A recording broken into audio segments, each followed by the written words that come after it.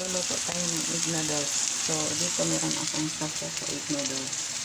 Good for 2 persons and ito. Sa kunti lang. Meron na tayong bawang, sibuyas na pula, at saka leeks, at saka laurel.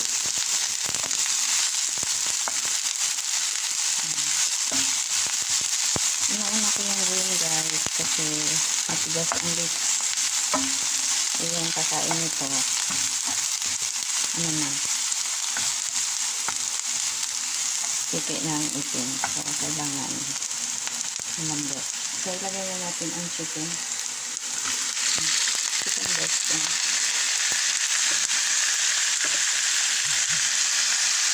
Chicken breast.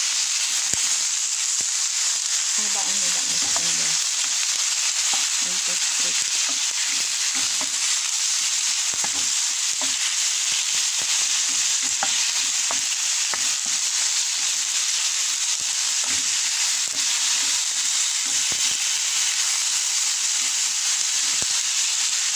Simplahan na natin guys. So, ito ang negative seasoning. So, ang paprika powder.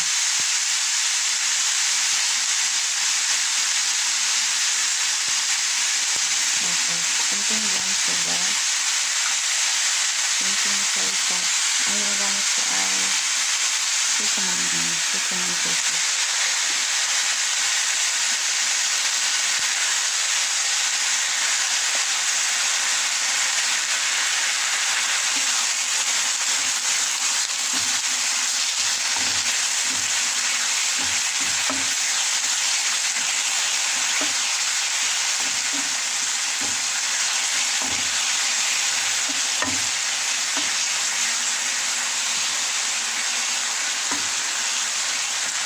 Mas malayo ang ating kanin pa guys. Mamaya ko na lang lagyan.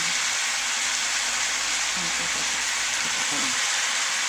Dalawa ko sa malayo nito. Doon at sa dito. So ito na. Black pepper.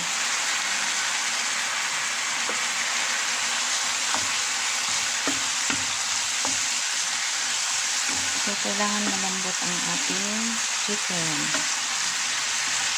Kasi only ang kakain. Lagyan natin ng kunti lang. Kunti na ito guys. Ayan. Kunti lang.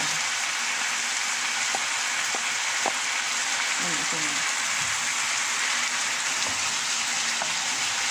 Para malambot. Mabilis lumambot.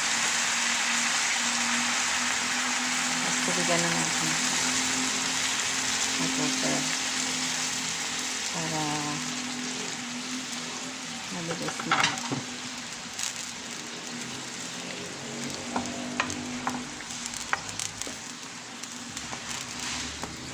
Nauna ko yung sibuyas dahon guys kasi kailangan hindi mahalata na may sibuyas dahon kasi uminom sila ng sibot.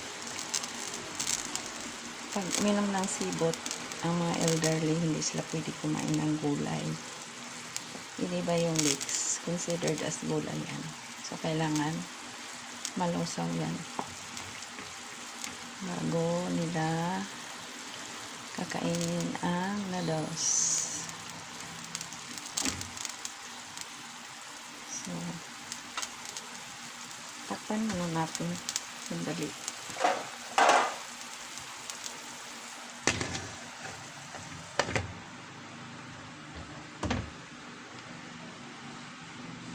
Ilipat kaya natin sa mas malakas na.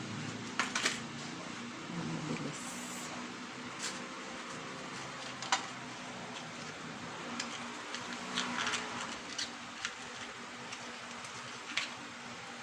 Ulit tayo mag-antay na ito guys.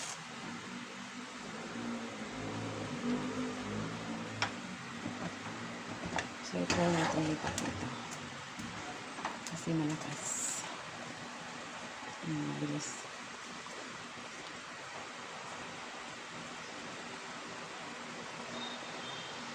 Mabilis lang maluto guys.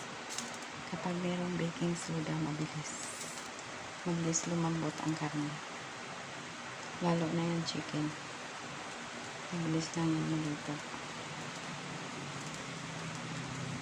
So palagay ko pwede na natin i-add ang ating noodles.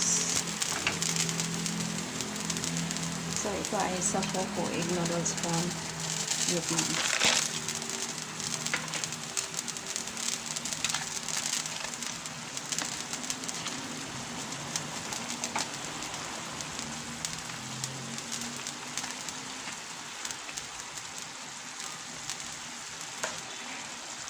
So, ang pagluto nito guys, al dente lang. Kasi pangit siya pag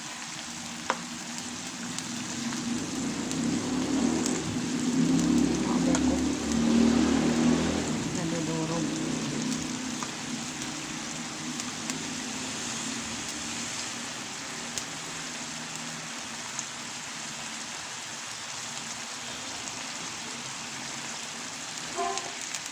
Pan lang natin para mabilis.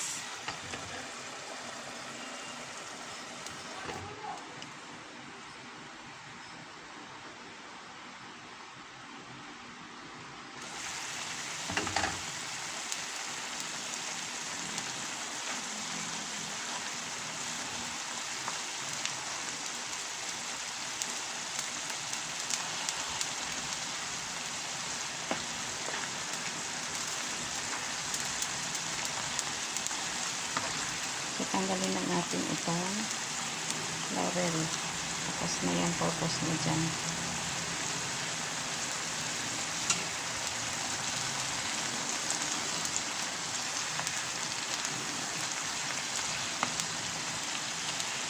Ito na natin tanggalin.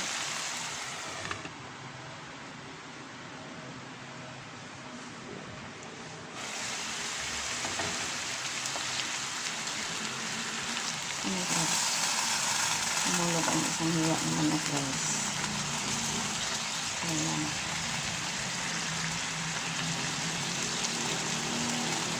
Hindi ba nilagay ko lang yung taas.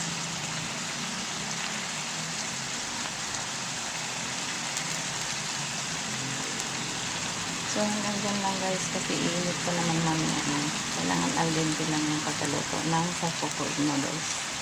So that's it guys. Thank you so much for watching.